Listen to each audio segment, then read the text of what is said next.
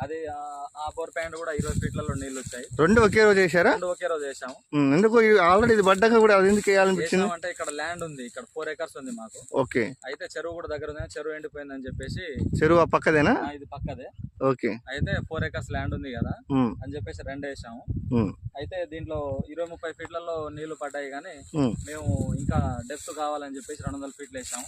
ఆ తర్వాత ఈ బోరు పోయలేదండి, అది కూడా పోయలేకుండా పోయింది. కారణం ఏంటి సార్ మీకు? కారణం ఏంటో తెలుసా? కారణం ఏంటో తెలియలేదు సార్ మాకు ఇప్పుడు. కారణం ఏంటంటే మీకు మీ ఏరియా మొత్తం గ్రనైట్ ఏరియా ఉంది, మొత్తం అవుట్ క్రాప్స్ మొత్తం గ్రనైట్ ఏరియా ఉంది, మొత్తం బ్లాక్ స్టోన్ ఉంది. ఈ బ్లాక్ స్టోన్లో వాటర్ సోర్స్ ఉండవు, అక్యుఫ్యూజ్ చేస్తాయి. గ్రనైట్లో ఇది అక్యుఫ్యూజ్ అయినా కానీ మీకు ఏంటంటే ఒక ఫ్రాక్చర్ జోన్ దొరికింది.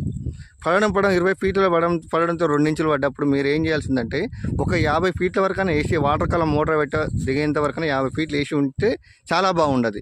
మీకు